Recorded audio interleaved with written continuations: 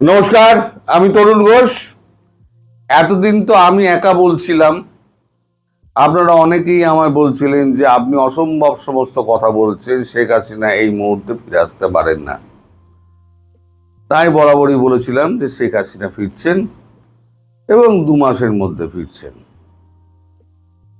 এখন যদি এই সীমান্ত টিমান্ত নিয়ে গন্ডগোল ফন্ডগোল না লাগে, তাহলে ওই নির্ধারিত 2 মাসের মধ্যেই উনি ফিরবেন। এখন আমি তো একা বলছিলাম, এখন সব আপনাদের কাগজ যত আছে, মিডিয়া আছে, তাতে আলোচনা হচ্ছে, কাগজে লেখা হচ্ছে এবং সর্বত্র একই আলোচনা যে শেখ হাসিনা দেশে ফিরছেন। ফিরে তিনি বিচারের সম্মুখীন হবেন কি হবেন না সে তো পরের ব্যাপার। এখন শেখ হাসিনা ফিরলে পরে যে অবস্থা হবে, আমার যা আন্দাজ, আর আমি যা যা আন্দাজ করে বলেছি এখনো পর্যন্ত কোনোটাই মিথ্যা হয়নি, যে অন্তত 1 কোটি মানুষ তো ঢাকার বুকে নেমে পড়বে। বিভিন্ন জেলা, উপজেলা, ঢাকা শহর সমস্ত মিলিয়ে 1 কোটি মানুষ নেমে পড়বে। কোথায় পুলিশ, কোথায় সেনা, কোথায় আনসার, কোথায় বিরোধী বাহিনী, কোথায় বৈষম্য বিরোধী ছাত্র, সব হাওয়া হয়ে যাবে। শুধু উনি ঘোষণাটা দিন, এবং দিন ঘোষণা হয়তো খুব তাড়াতাড়ি হতে পারে। যদিও অনেক ক্ষেত্রে বিধিনিষেধ থাকে, তিনি ঘোষণা নাও দিতে পারেন। তবে আমার কাছে যা খবর, তিনি ঘোষণা করেই ফিরবেন যে অমুক দিনকে আমি ফিরছি। নাহলে আওয়ামী লীগ সমর্থকরা জানবেন কি করে তিনি কবে ফিরছেন? যারা বলছেন তিনি আগাম ঘোষণা করবেন না, তারা ঠিক বলছেন না। তো যাই হোক, গত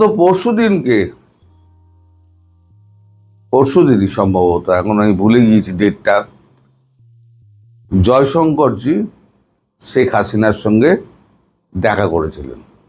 আমি 2 দিন ধরে খবরটা আপনাদের দিতে পারিনি, কারণ আমি খবরটা পাইনি। কালকে সন্ধেবেলাতে আমি খবরটা কিছুটা জোগাড় করেছি, সম্পূর্ণ পেয়েছি সে দাবি আমি কখনোই করব না, কিছুটা পেয়েছি। এখন জয়শঙ্করজি ছুটেছিলেন একটাই কারণে, তার সাউথ ব্লকে একটা দ্বিতীয় মিটিং ছিল।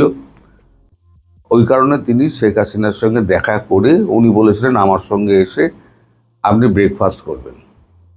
ওই কারণে জয়শঙ্করজি গেছিলেন, ব্রেকফাস্ট ওখানে করেছেন। এবং পুতিন, রাশিয়ার প্রেসিডেন্ট, তিনি একটি বার্তা পাঠিয়েছেন। বার্তাটি সংক্ষিপ্ত হারে আমি যা পেয়েছি, জানতে পেরেছি, সেটা হচ্ছে শেখ হাসিনার পাশে এবং আওয়ামী লীগ সরকারের পাশে রাশিয়া সর্বতোভাবে আছে। যদি রাশিয়ার বাংলাদেশের প্রধানমন্ত্রী শেখ হাসিনার কোনো রকম প্রয়োজন হয়, পুতিনকে ফোন করতে উনি পারেন, বা নরেন্দ্র মোদী মারফত উনি যোগাযোগ করতে পারেন। একটা ট্রাইপার্টাইট মিটিং এর ব্যবস্থা হচ্ছে। ট্রাইপার্টাইট মানে শেখ হাসিনা, নরেন্দ্র মোদী এবং ভ্লাদিমির পুতিন। সেটা হবে আপনার ওই ভিডিও কনফারেন্স টাইপের। এটা ডেট কবে আমি জানতে পারিনি, তবে কাজ যে দ্রুততম গতিতে এগোচ্ছে তা তো পরিষ্কার। আমি আপনাদের বলেছিলাম যে শহর জুড়ে দেখবেন আওয়ামী লীগের ধীরে ধীরে ধীরে ধীরে মিছিল বাড়ছে, সংক্রমণের মতো সমস্ত জেলায় ছড়িয়ে পড়বে। এত টাকা জোগাচ্ছে কে? আমি প্রশ্ন তুলেছিলাম। এখন দেখুন ধীরে ধীরে ধীরে ধীরে মিছিলগুলো কিন্তু বহরে একেবারে এতে বাড়ছে, আকারে আর বহরে, যদি আপনি সঠিক বাংলা বলেন। আকারে এবং বহরে দুটোতেই আপনার বাড়ছে, এবং এত লোক জড়ো হচ্ছে যে পুলিশ রাস্তা ছেড়ে দিয়ে চলে যাচ্ছে। আপনারাই সাক্ষী, আপনারাই আমায় লিখেছেন, আপনার কথা প্রতিটা সত্য হতে চলেছে। তো আমার কথা একটু দেরিতে সত্য হয়, তাই এখন তো দেখা যাচ্ছে সবই সত্য হচ্ছে। আবার এদিকে পুতিন নিশ্চিত করেছেন যে বেজিং এর সঙ্গে তার কথা হয়েছে, মানে জয়শঙ্করজিকে বলেছেন বেজিং এ শি জিনপিং এর সঙ্গে, প্রেসিডেন্ট শি জিনপিং এর সঙ্গে তার কথা হয়েছে এবং শি জিনপিং তাকে বলেছেন যে ভারত বাংলাদেশ এর মধ্যে যদি কোনো রাজনৈতিক পট পরিবর্তন হয় অথবা যদি আপনার কোনো রকম সংঘর্ষ বা অন্য কিছু হয়, মানে চীন নিরপেক্ষ থাকবে। এই ব্যাপারে চীন কোনো রকম সাহায্য করবে না, আর কোনো কারোর সঙ্গে কথাও বলবে না। এটা রাশিয়াকে নিশ্চিত করেছে। আর পুতিনকে নিশ্চিত না করলে পুতিন বলবেন না। পুতিন এমন ফালতু কথা বলার লোক নন। আর বেজিং জানে দুটো দিকে বেজিং আটকে আছে। একটা হচ্ছে তার মার্কেট, বিকল্প বাজার, তার ভারতবর্ষ। আর দুই হচ্ছে রাশিয়ার কথা না শুনলে পরে রাশিয়া থেকে তেল আমদানির রাস্তাটাও কিন্তু বন্ধ হয়ে যাবে। ফলে বেজিং কিন্তু এই মুহূর্তে খুব প্যাচের মধ্যে রয়েছে। তার উপর আমেরিকার চাপ, সে ভাবছে এবার আমেরিকার চাপ কমানোর জন্য সে তাইওয়ানের ওপরে চড়ে বসবে। সেটা যে কোনো দিন হতে পারে। এমন হতে পারে ভারতবর্ষ যখন পাকিস্তান এবং বাংলাদেশে অ্যাকশন নিচ্ছে, সেই সময় চীন তাইওয়ানে চেপে বসলো, মানে ট্রাম্পকে পাগল করার জন্য। ট্রাম্প কত দিকে ছুটবেন? তাইওয়ানে ছুটবেন, পাকিস্তানে ছুটবেন, না বাংলাদেশে ছুটবেন? কোন দিকে ছুটবেন? তাকে রীতিমতো প্যাচে ফেলার জন্য। এখন তো শোনা যাচ্ছে যে বঙ্গোপসাগরে নাকি জাহাজ আসবে। বঙ্গোপসাগরে ঢুকুক, ভারত মহাসাগর দিয়ে বঙ্গোপসাগর আগে ঢুকুক, তখন দেখা যাবে। দম আমাদের জানা আছে। এই দম কত দূর আমেরিকার ট্রাম্প বাহাদুরের মালিকের এখন আছে। মালিকের অবস্থা তো খুবই খারাপ, আপনারা সবই জানেন। মালিক তো কংগ্রেসে তো একচোট খেয়েছেন, যদিও তিনি ভেটো দিয়ে পার হয়ে যাবেন, কিন্তু কোনোভাবে যদিও 2/3 হ্যাঁ 2/3 মেজরিটি যদি তার বিপক্ষে চলে যায়, তাহলে পরে কিন্তু তার কিন্তু বিদায়ের রাস্তা প্রশস্ত হয়ে যাবে। এবং ইরানের সঙ্গে যুদ্ধ বন্ধ করার জন্য একটা বিল এসছে, সেটাও আপনারা জানেন যে ইমিডিয়েটলি যুদ্ধ বন্ধ করতে হবে। কারণ আমেরিকা আর বডি ব্যাগ বইতে পারবে না। আমি বলেছি না, ওরা সবসময় ভয় পায় বডি ব্যাগের। এটা আমাদের সৈন্য নয়, সবসময় একেবারে সই দেওয়ার জন্য এগিয়ে যাবে বিক্রম বার্তাদের মতো। বিক্রম বার্তা একটু গুগলে সার্চ করে নেবেন, তাহলে জানবেন বিক্রম বার্তার মতো মানে আমাদের মেজর কত আছে। মেজর, ক্যাপ্টেন, যারা সামনে থেকে লিড করেন, ভেতরে বসে থাকেন না। এই যে আমাদের বিএসএফ আছে, বিএসএফ এর যিনি কমান্ড্যান্ট, তিনি কিন্তু বিএসএফ এর ক্যাম্পেই থাকেন, বিএসএফ এর সঙ্গেই খাওয়া দাওয়া করেন এবং বিএসএফ এর সঙ্গেই আড্ডা মারেন। তার মানে একটা ওদের মধ্যে একটা ঘনিষ্ঠতা এবং একাত্মবোধ তৈরি করার জন্য, যেগুলো আমাদের আর্মিতে হয়। আর্মিতে মেজর, ক্যাপ্টেন সব একসঙ্গে বসে ডিনার করছে, তাকে বলে বড়াখানা। এই বড়াখানা যেমন আমাদের আর্মিতে আছে, তেমন আমাদের আধা সামরিক বাহিনী, বিএসএফ, আইটিবিপি, এগুলো হচ্ছে আমাদের আধা সামরিক বাহিনী, তারাও আছে। বড়াখানা প্রতি সপ্তাহে একদিন করে হয়। বড়াখানা মানে সেদিনকে প্রচুর খাবার দাবারের আয়োজন থাকে, মানে এবার ধরুন 25টা 30টা পদ রইল, যে যার পছন্দ মতো পদ খাবে। তো যাই হোক, আর আপনাদের বিজিবির কি হয়? বিজিবির সমস্ত সেনাবাহিনী থেকে লোক আসে, যিনি তিনি ঠান্ডা করে বসে থাকেন, ঠান্ডা করে বসে থেকে তিনি অর্ডারটি দেন। কিন্তু যুদ্ধ কি, যুদ্ধ হচ্ছে গিয়ে আপনার একবারে তাৎক্ষণিক ডিসিশন নিতে হবে, যে এখানে এই হচ্ছে, এখানে আমাদের তাৎক্ষণিক ডিসিশন নিচ্ছে। মানে সিও কোথায়, সিওকে জিজ্ঞেস করলে সিও বলবে ঠিক আছে আমি আদেশ নিচ্ছি। এই আদেশ নেওয়া, যে ডিজির কাছে আদেশ নেওয়া, আপনাদের যে বিজিবির যে ডিজি, তার কাছে আদেশ নেওয়া, সেই আদেশটা এসে তিনি ভেবেচিন্তে বলবেন, সেটা এক্সিকিউট হবে, হতে হতে এদিকে কাম খতম। আমাদের সেটা নয়, আমাদের সিও সঙ্গে থাকে, কমান্ডিং অফিসার বলবে গুলি চালাও, গুলি চালিয়ে দেবে, তারপরে যা হবে দেখা যাবে। ভারত সরকার তো আছে পেছনে লড়ে যাওয়ার জন্য। তো এই যে এখন অবস্থা যেটা জটিল হয়ে রয়েছে, এখন ভারত চাইছে না যে কোনো সংঘর্ষ হোক, আসলে ভালো ভালো শেখ হাসিনাকে ঘরে ফিরিয়ে দেওয়া হোক। কিন্তু বেড়া দেওয়া নিয়ে যে অশান্তিটা চলছে, আজকেও গতকালকেও হয়েছে, গতকালকেও দুপুরবেলার দিকে এই অশান্তিটা মেঘলিগঞ্জের দিকে হয়েছে, আজ ওদিকে কিষেনগঞ্জের দিকে হয়েছে,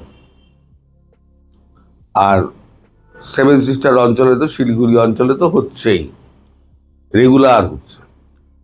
এখন বিজিবির লোক সংখ্যা কম বলে গ্রামবাসীদের খেপিয়ে দিচ্ছে, আর গ্রামবাসীদের যেই বন্দুকের নল ধরছে, গ্রামবাসীরা উল্টো পায়ে দৌড়াচ্ছে। তো যে কথায় যাচ্ছিলাম, শেখ হাসিনা সম্ভবত একটা ট্রাইপার্টাইট মিটিংয়ে যোগ দেবেন। মোদি, পুতিন এবং শেখ হাসিনা ট্রাইপার্টাইট একটা বৈঠক হবে, সেটা ভিডিও কনফারেন্স হবে, অথবা মোদির জায়গায় যদি মোদি ব্যস্ত থাকেন তাহলে জয়শঙ্করজি থাকবেন। এইটা, আবার জয়শঙ্কর যদি ব্যস্ত থাকেন তাহলে আমাদের অজিত দোভাল থাকবেন, এনএসএ। এর সাথে জমানাতেও আমরা তার সাহস দেখেছি রাজপথে, সাহসের সঙ্গে সঙ্গে তার কৌশল দেখেছি। 111-এর সময় তার সাহস দেখেছি, সাহসের সঙ্গে সঙ্গে তার কৌশল দেখেছি। আবার সেই যে 2008 থেকে 9 মানে একদম 24 পর্যন্ত তার জীবনে অন্তত 10টা মানে ট্রায়াঙ্গেল এসছে, বিপদের যাকে বলা হয় ত্রিভুজ আসছে, 3 দিক থেকে তার বিপদ। তিনি ক্ষমতায় থাকতেও যে কোনো সময় তাকে মেরে ফেলা হবে, যে কোনো সময় তাকে মেরে ফেলতে পারে, এই আতঙ্ক তাকে তাড়া করেছে। যেহেতু সে মৃত্যুকে খুব কাছাকাছি বহুবার দেখেছে, বহুবার তার উপর আক্রমণ করা হয়েছে, তার উপর যখন ডাইরেক্ট ব্রাশ ফায়ার করা হয়েছে চট্টগ্রামের সাজ্জামানাতে 21 আগস্টের গ্রেনেড হামলাতে, তিনি মৃত্যুকে খুব কাছাকাছি দেখেছেন। তিনি যখন 32 নম্বরে থাকতেন, হুসেন মোহাম্মদ এরশাদ তার যে মানে ওই যে কর্নেল ফারুক, কর্নেল রশিদ, এই যে ফ্রিডম লোকদেরকে দিয়ে ডাইরেক্ট গুলি করিয়েছে সেই 32 নম্বর বাড়িতে, ওয়াল আবার দ্বিতীয়বার ছিদ্র করে দেওয়া হয়েছে। তারপরে কিন্তু তিনি 32 নম্বর ছেড়ে যাননি, তিনি তার মধ্যে করে সেখানে ছিলেন। ফলে মানে আমার কাছে মনে হয় না যে জীবনের এই প্রান্তে এসে সে খুব ভীত সন্ত্রস্ত হবেন, ওখানে আরাম আয়েসে থাকবেন, জাতির সঙ্গে প্রতারণা করবেন, নট লাইক দ্যাট। তিনি যেটা বলেছেন আমি বিশ্বাস করি, এবং তার এই সিরিয়াসনেসটাকে যদি সরকার হেলাফেলা না করে, সরকার যদি সিরিয়াসলি গ্রহণ করে এবং সেইভাবে আইদার তাকে ওয়েলকাম জানাতে হবে অথবা তাকে বাধা দিতে হবে। কিন্তু যদি আপনি কিছুই করলেন না, নাকে তেল দিয়ে ঘুমালেন, এক সকালবেলা এসে আপনি ঘুমিয়ে আছেন, এখন ঘুম থেকে জেগে দেখবেন শেখ হাসিনা আপনার চোখের সামনে, আপনার তো মুহূর্তের মধ্যে কাপড় চোপড় নষ্ট হয়ে যাবে। আসসালামু আলাইকুম দর্শক, আমি আতিক রহমান পূর্ণিয়া আপনাদের স্বাগত জানাচ্ছি পূর্ণিয়া ইউটিউব চ্যানেল এবং ফেসবুক পেজে আমাদের এই আলাপচারিতার অনুষ্ঠান খোঁজ খবরে। আপনার পর্দায় দেখতে পাচ্ছেন আপনাদের সবার পছন্দের মানুষ, আমার পছন্দের মানুষ, আমার কাছে কথার জাদুকর গোলাম মাওলা রনি, রাজনীতিবিদ, বিশ্লেষক। রনি ভাই আসসালামু আলাইকুম। রনি ভাই, আপনার কাছে প্রশ্ন তোলাটাও আমার জন্য একটু অন্যরকম অভিজ্ঞতা। যাই হোক, তাও তো শুরু করতে হবে। আমার হেডলাইনে হচ্ছে আজকে মুখোমুখি গোলাম মাওলা রনি, কেমন দেখছেন আজকের বাংলাদেশ? এই যে শেখ হাসিনা পরবর্তী, ডক্টর ইউনূস পরবর্তী আজকের বাংলাদেশ আপনি কেমন দেখছেন? প্রথমত হলো যে যদি আপনি আল্লাহর বান্দা হিসেবে নিজেকে মনে করেন যে আমি আল্লাহর বান্দা, তাহলে আপনাকে ওয়াম্মা বিনিয়ামতে রব্বিকা ফাহাদ্দিস, অর্থাৎ আল্লাহ যে নিয়ামত দিয়েছে সেটা শুকুর গুজার করতে হবে। তো আজকের এই সময়টাতে আপনার সাথে কথা বলছি, আল্লাহ বেঁচে রাখছে, বাঁচিয়ে রাখছে, শরীর স্বাস্থ্য ভালো আছে, আলহামদুলিল্লাহ। কিন্তু আপনি যদি আমাকে বাদ দিয়ে আমার বাইরের যে অফিস আছে, আমার স্টাফ আছে, আমার আত্মীয় আছে, সব দেখি, ইনক্লুডিং ইউ, আপনাকে যদি আমি এই যে এখন এখানে দেখি, আমি সেখানে কোনো আশার আলো দেখতে পাচ্ছি না। আপনার সঙ্গে আমি কথা বলবো, আশেপাশের লোকের সাথে কথা বলবো, কথা বলতে আমার ভয় লাগছে। মনে হচ্ছে যে একরাশ বেদনা, সমস্যা, আশঙ্কা, আতঙ্ক, এবং এই লোকগুলো বোধহয় ভালো নেই। ভালো নেই যখন সে বাজারে যাবে, সে যে নির্দিষ্ট আয় করছে, সে আয়ের সমপরিমাণ সে ব্যয় করতে পারছে না, তো পণ্যমূল্য কিনতে পারছে না, রাস্তাঘাট তার জন্য নিরাপদ হচ্ছে না, বিদ্যুতের দাম বেড়ে যাচ্ছে, সীমান্তে গোলাগুলি হচ্ছে, সরকারের মধ্যে যারা কর্তা ব্যক্তি তাদের দিকে তাকালে যে ধরনের একটা আস্থা বিশ্বাস হয় সেটা দেখা যাচ্ছে না। চারিদিকে মব নতুন করে শুরু হয়েছে, আবার ওই যে যে আওয়ামী লীগ চলে গিয়েছিল সে আওয়ামী লীগ আবার ফিরে আসার জন্য হুমকি ধামকি দিচ্ছে। তারপরে কি বলবো, হাজার হাজার সমস্যা। সেই সমস্যাগুলো যদি একত্র করেন তাহলে আপনি ১ ঘন্টা পরে, ১ দিন পরে, ১ সপ্তাহ পরে, ১ বছর পরে আমাদের যে সরকার যেভাবে চলছে তার উপর যে বিশ্বাস এবং আস্থা রাখবো, এটা সত্যিকার অর্থে একটা মেডিটেশনের ব্যাপার। খুব উচ্চ মাত্রার বা উচ্চ মার্গের যদি মেডিটেশন না থাকে, এই একটা বিরাট ব্যাপার। রনি ভাই, আপনিও আওয়ামী লীগ প্রসঙ্গ তুললেন। আওয়ামী লীগ প্রসঙ্গে গেলে বলতে হয় যে গত এক সপ্তাহে কিছু নতুন ডাইমেনশন দেখা যাচ্ছে। আওয়ামী লীগ হঠাৎ করে মিছিলের পরিমাণ বাড়িয়ে দিয়েছে, বিশেষ করে তাদের ছাত্র সংগঠন যেটা, সেটাকেও বলতে হয় তখন নিষিদ্ধ ঘোষিত ছাত্র সংগঠন ছাত্রলীগ, তাদের প্রচুর মিছিল হচ্ছে। এবং নোয়াখালীতে তাদের মিছিলের লোকসংখ্যা দেখে পুলিশ পিছিয়ে গেছে। সেই নোয়াখালীতে আবার এই আওয়ামী লীগ ছাত্রলীগের হাতে ক্ষমতাসীন দল বিএনপি মার খেল। কোন দিকে যাচ্ছে এই আওয়ামী লীগ সংক্রান্ত? আদৌ থেকে নিষেধাজ্ঞা উঠবে, নাকি এটা একটা সংঘাত সংঘর্ষের দিকেই যাবে? না, প্রথমত যেকোনো মানুষের ভয় এবং আতঙ্ক একটা নির্দিষ্ট সময় পর্যন্ত কাজ করে, এরপর আর কাজ করে না। আওয়ামী লীগের ভয় পাওয়ার যে বিষয়টি ছিল সেটি হয়তো বড় জোর ৬ মাস বা ১ বছর পর্যন্ত কাজ করেছে। এখন আওয়ামী লীগের পতনের প্রায় ২ বছর চলে আসছে। তাদেরকে যেকোনোভাবে আপনাকে এই সমাজে টিকে থাকতে হবে। আপনাকে জামাত হতে হবে। আওয়ামী লীগের লোকজন যদি জামাতে যোগ দেয়, বিএনপিতে যোগ দেয়, সেভাবে থাকতে হবে। অথবা তাদেরকে গলায় দড়ি দিয়ে মরে যেতে হবে, অথবা তাদেরকে আওয়ামী লীগ করে বেঁচে থাকতে হবে। এই সমাজে তো মানুষ হিসেবে আওয়ামী লীগের প্রায় ৬ কোটি মানুষ সারা বাংলাদেশে। এই ৬ কোটি মানুষকে তো আপনি একসাথে মেরে ফেলতে পারবেন না। তো আবার অন্যদিকে আপনি তাদের যে রাজনৈতিক অধিকার, মানুষ ডাল ভাত খাওয়ার পরে, অর্থাৎ অন্ন, বস্ত্র, চিকিৎসা, এরপরেই মানুষ যেটা চায় সেটা হলো তার রাজনীতি করার অধিকার চায়, কথা বলার অধিকার চায়, তো মেলামেশার অধিকার চায়। তো সেই জায়গাটাতে তাদের ৬ কোটি মানুষের যে পুঞ্জীভূত প্রেম ভালোবাসা একটা দলকে কেন্দ্র করে, তাদের যে বিশ্বাস, তাদের যে অদম্য আকাঙ্ক্ষা, এটাকে তো রাষ্ট্রকে ধারণ করতে হবে। রাষ্ট্রকে ধারণ করতে হবে, সে ধারণ করার জন্য আপনি কিভাবে করতে পারবেন? তাদেরকে স্পেস করে দিতে হবে। সেই স্পেসটা তাদের নিজের রাজনীতি করার ক্ষেত্রে হোক, তাদেরকে ভিন্ন রাজনীতিতে প্রতিষ্ঠিত করা হোক, সামহাও তাদের সেই ৬ কোটি মানুষের রাজনৈতিক আকাঙ্ক্ষা সেটাকে অবদমিত করে রাখা যাবে না। তো দুর্ভাগ্যজনক হলো সত্যি যে উম, ইউনূস সরকার এবং বর্তমান সরকার অনেক কিছু চিন্তা ভাবনা করছেন, ফ্যামিলি কার্ড চিন্তা ভাবনা করছেন, ইউনূস সরকার সংস্কারের কথা চিন্তা করেছেন, কিন্তু ৬ কোটি মানুষের যে রাজনৈতিক চিন্তা, এটাও যে একটা জাতীয় সমস্যা। এবং ৬ কোটি মানুষ যদি ফু দেয়, এই ৬ কোটি মানুষ ফু দিলে যে একটা সাইমুম তৈরি হয়ে যেতে পারে, একটা মরু ঝড় তৈরি হয়ে যেতে পারে, একটা কালবৈশাখী তৈরি হয়ে যেতে পারে, এটা এই কর্তা ব্যক্তি যারা ক্ষমতায় বসে আছেন তারা কখনোই অত সিরিয়াসলি নেননি। ফলে কি হলো, আওয়ামী লীগের লোকজন যারা আছে তাদের না দেয়ালে পিঠ ঠেকে গেছে। তারা চিন্তা করছে আমরা এমনি মার খাচ্ছি, মরে যাচ্ছি, আচ্ছা ঠিক আছে দেখা যাক কি হয়। তো এই জন্য তারা ওই একটা পিঁপড়াকে আপনি যখন আঘাত করবেন, ও মারা যাওয়ার আগে আপনাকে একটা শেষ কামড় দেবে। তো আওয়ামী লীগের যারা লোকজন আছে তারা এই যে বের হয়ে আসছে, এটা তাদের একটা অভিযাত্রা। সেই অভিযাত্রায় তাদেরকে পরাজিত করতে হবে, অথবা তাদের সাথে লড়াই সংগ্রাম করতে হবে, অথবা তাদের কাছে পরাজিত হতে হবে। এই ৩টা সমীকরণের বাইরে অন্য কোনো সমীকরণ নাই। It is a matter of survival for the fittest. যারা এখানে যুদ্ধ করে লড়াই করে টিকে থাকতে পারবে, মূলত তারাই টিকবে। এখন কে টিকবে এটা সময় না হলে বলা যাবে না। আওয়ামী লীগের সভাপতি শেখ হাসিনা উনি ফিরে আসার কথা বলছেন। কেউ কেউ বলেন যে এটা নেতা কর্মীদেরকে চাঙা করার কথা, আবার কেউ কেউ বলেন না সত্যি হয়তো ফিরে আসবে। আপনার কাছে কি মনে হয়? না, না, আমি তো তাকে মানে যে নেতাকর্মীকে চাঙ্গা করার জন্য তার এই কথা বলার দরকার নেই। মূলত তাকে যদি যতদিন তিনি বেঁচে আছেন তাকে ফিরে আসতে হবে। মূল ব্যাপার হলো দেখুন, আহ, যখন বঙ্গবন্ধু মারা গেলেন তখন তিনি জার্মানিতে ছিলেন।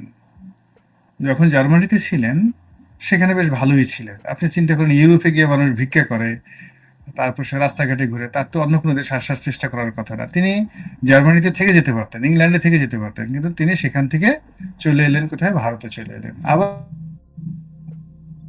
সরকারি ভাতা খেতেন। ভারত সরকার তাকে এখন যেভাবে দাম দিচ্ছে হয়তো অতটা দাম দিত না, কিন্তু তার ন্যূনতম স্বাধীনভাবে সুন্দরভাবে চলাফেরা করার জন্য তার যতটুকু প্রয়োজন ততটুকু ভারত সরকার সেই ৭৫ পরবর্তী সময় তাকে দিয়েছে। কিন্তু এ দেশকে তিনি ভালোবেসেছিলেন বা ভালোবাসেন। এদেশে রাজনীতি করার তার একটা অদম্য আকাঙ্ক্ষা ছিল। আওয়ামী লীগের প্রতি তার একটা টান ছিল, প্রতিশোধ গ্রহণ করার ইচ্ছা ছিল, রাষ্ট্র পরিচালনা করার অ্যাম্বিশন ছিল যে আমি রাষ্ট্রপ্রধান হব, প্রধানমন্ত্রী হব বা প্রেসিডেন্ট হবে, এই আকাঙ্ক্ষা তার ছিল। তিনি তার যে রাজনীতি, সেই রাজনীতি তার রক্তের মধ্যে মিশে আছে। ফলে কি হলো, তিনি জিয়াউর রহমান সাহেবের আমলে বাংলাদেশে এলেন এবং এই আশাটা কিন্তু এখন তারেক রহমান সাহেবকে বা ইউনূস সাহেবকে জনগণ যতটা না ভয় পায়, তার চেয়ে ১ কোটি গুণ লোকজন ভয় পেত জিয়াউর রহমানের মার্শাল লকে। এটা আপনারা ওই সময়টাতে জিয়াউর রহমানের যে মার্শাল ল, সেটা কল্পনা করতে পারবেন না। ভয়ে থরথর করে মিলিটারি দেখলে মানুষ চিত হয়ে পড়ে যেত।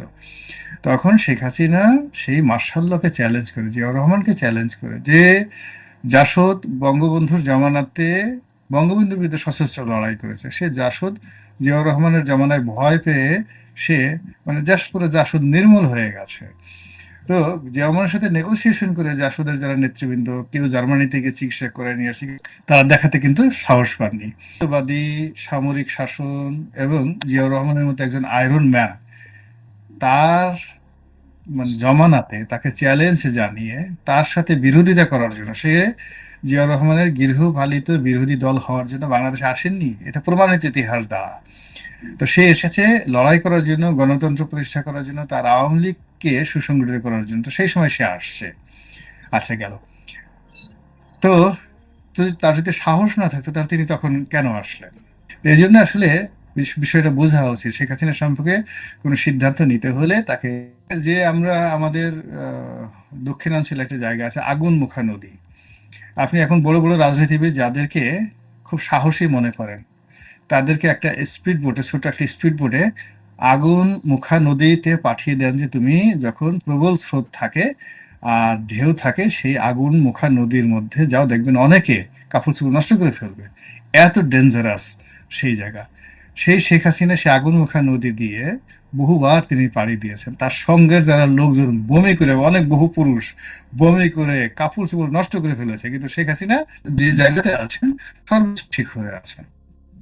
এখানে তাকে তুচ্ছ-তাচ্ছিল্য করা বা তার কোনো একটা কথাকে কথার কথা নেওয়া, এটা আমি মনে করি যে শুভবিবেচনাপ্রসূত হবে না। আচ্ছা, তবে আমি আর দুইটা ছোট ছোট সাবজেক্ট নিয়ে আজকে আলোচনা শেষ দিকে চলে যাব। একটা হচ্ছে রিসেন্টলি হাদি হত্যা নিয়ে এত রকম কথা, এমনকি ইন্ডিয়া থেকে মমতা ব্যানার্জিও কথা বলছে, বাংলাদেশে হাদির ভাই এক কথা বলে, বোন এক কথা বলে, ইনকেলাব মঞ্চ এক কথা বলে, আবার গণ অধিকার পরিষদের মুখপাত্র বলে যে ইনকেলাব মঞ্চের জাবেরকে জিজ্ঞাসাবাদ করা উচিত। মানে এটা হচ্ছে নাকি, হঠাৎ কেন হাদি নিয়ে এইরকম আলাপ সালাপ, আপনার কি মনে হয়?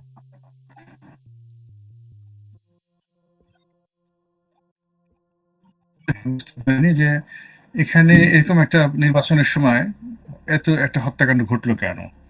তিনি রাজনীতিতে তেমন কোনো গুরুত্বপূর্ণ ব্যক্তি ছিলেন না, এবং একজন প্রার্থী যেভাবে তিনি প্রচারণা চালাচ্ছিলেন, আমাদের কাছে মনে হতো বড় জোর ৫-১০ হাজার ভোট হয়তো তিনি পেতে পারতেন।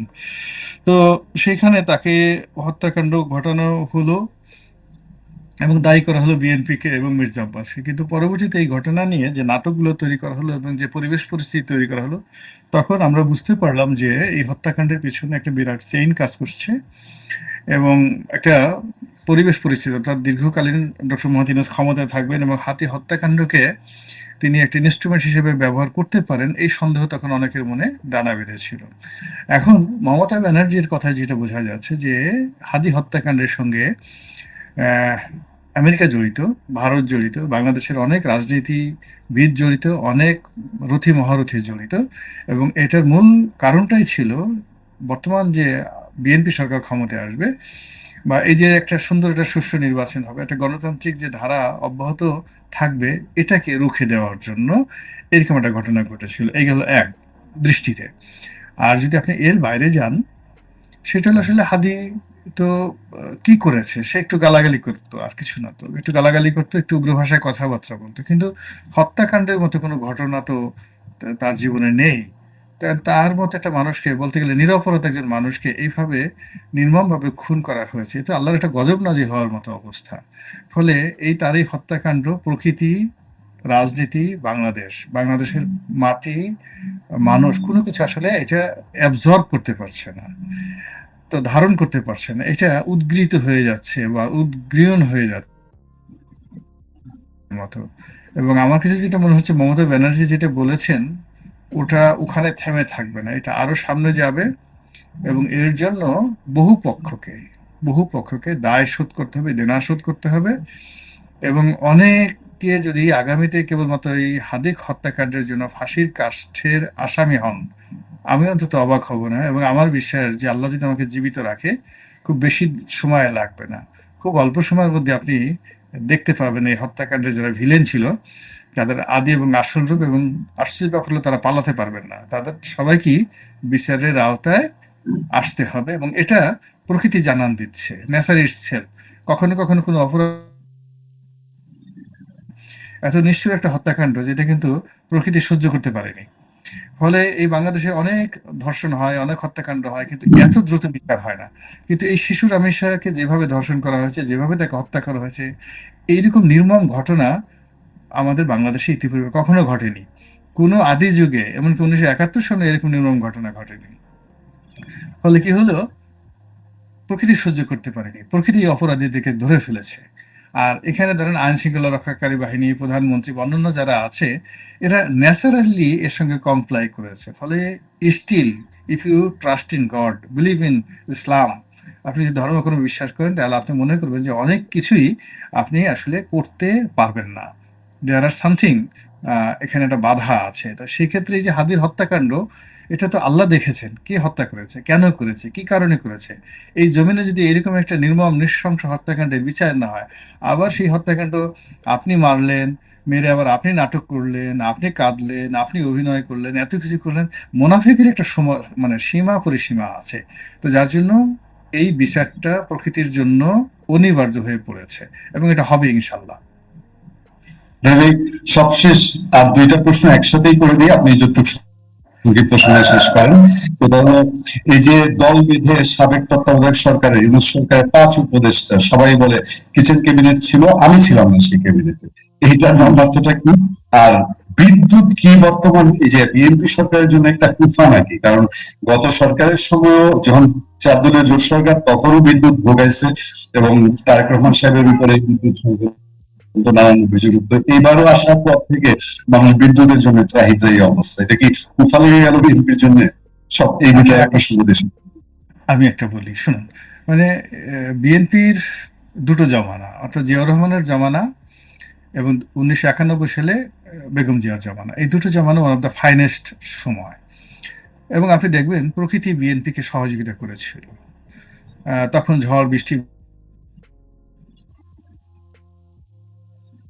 বিএনপির যে সময় কুফা ছিল 2001 থেকে 2006 পর্যন্ত, তখন আসলে এই যে চাঁদাবাজি, দুর্নীতি, অনিয়ম, এই বাংলাদেশে এখন যা কিছু মন্দ, তাদের অনেক কিছু কিন্তু ওই সময়টাতে শুরু হয়েছিল। ফলে এই কুফা যদি বলেন, তাহলে আপনি মনে করবেন যে এই সরকারের মধ্যে অনেক লোক আছে যাদের চিন্তা ভালো না, দেয়ার ব্যাড থিঙ্কিং, যাদের আমল ভালো না, একিন ভালো না, এবং যারা এই অনেক কিছু করতেছে। ফলে এমন কিছু সমস্যা বিএনপির সামনে আসবে যদি তাদের চরিত্র খারাপ হয়, যদি তাদের মনের মধ্যে কোনো ভালো চিন্তা না থাকে, যদি তারা মানে এই দেশ এবং দেশের মানুষকে ভালোবেসে নিজেদেরকে সংযত করতে না পারেন, তাহলে একটার পর একটা সমস্যা আসতে থাকবে এবং নিজেদের ভারী তারা নিজেরা পড়ে যাবে। তো এই জন্য আমি মনে করবো যে সরকারের যারা কর্তা ব্যক্তি বহুকাল পরে, 17 বছর পরে ক্ষমতায় পেয়েছেন, তাদের অবশ্যই সতর্ক হওয়া উচিত এবং খেয়াল করা উচিত যে আল্লাহ কিন্তু সবাইকে কাউকে কাউকে ছেড়ে দেয়, কিন্তু ছাড় দেয় না কাউকেই। তো এখানে কোনো অন্যায় করে পার পাওয়া যাবে না, this is one. Second thing, যেই জিনিসটা আপনি বললেন যে এই যে বিদ্যুতের যে সমস্যা, এখন আমাদের দেশে এই বিদ্যুতের সমস্যাগুলো অনেক আছে। এগুলো তো ধারাবাহিকভাবে এখানে সেই আহ, যাকে বলা হয় আওয়ামী লীগ জামানাতে দুর্নীতি, অনিয়ম, তারপরে ক্যাপাসিটি চার্জ, প্রয়োজনের অতিরিক্ত যেগুলো আমরা ব্যবহার করতে পারছি না অথচ ব্যাংক ঋণ দিচ্ছি, এই পুরো জিনিসগুলো তো আওয়ামী লীগ জামানাতে হয়েছে, এটা অস্বীকার করার উপায় নেই। এবং এইটা ইউনূস সরকারকেও বহন করতে হয়েছে, বর্তমান সরকারকেও বহন করতে হচ্ছে। আবার এই দুর্নীতির উপর যদি আবার বর্তমান সরকারের যদি কোনো নতুন অলিগার শ্রেণী আবার নতুন করে লোড স্থাপন করে, তাহলে তো এই জাতিটা বহন করতে পারবে না। এটা হলো ঘটনা। আর আরেকটা যেটা প্রশ্ন, যেটা দিয়ে শেষ করবো আমার বক্তব্য, আপনি ডক্টর মোহাম্মদ ইউনূসের কিচেন ক্যাবিনেট সম্পর্কে বলছেন। কিচেন ক্যাবিনেট এটা ওনার পাপের ফসল। আসলে উনি মানে একটা যতদিন ক্ষমতায় ছিলেন আহ, সবাইকে একটা মোহগ্রস্ত করার চেষ্টা করছেন অভিনয় করে, এবং তিনি এখনো কিন্তু অভিনয় করে যাচ্ছেন। এই এখন ওনার লোকজন বলার চেষ্টা করছে তাকে জাতিসংঘের মহাসচিব করা হবে, তিনি এখন প্যারিসে গিয়ে এটা করছেন ওটা করছেন, জাপানে গিয়ে এটা করছেন ওটা করছেন, যত সব ফাজলামো। মানে জাস্টকে বলা হয় কি, আপনি একটা পুতুলকে বিরাট একটা দুর্গা মূর্তি বানালেন, বা একটা পুতুলকে দেখা গেল বিরাট একটা ফ্র্যাঙ্কেনস্টাইনের দানব বানালেন বা দেবতা বানালেন, ওইরকম।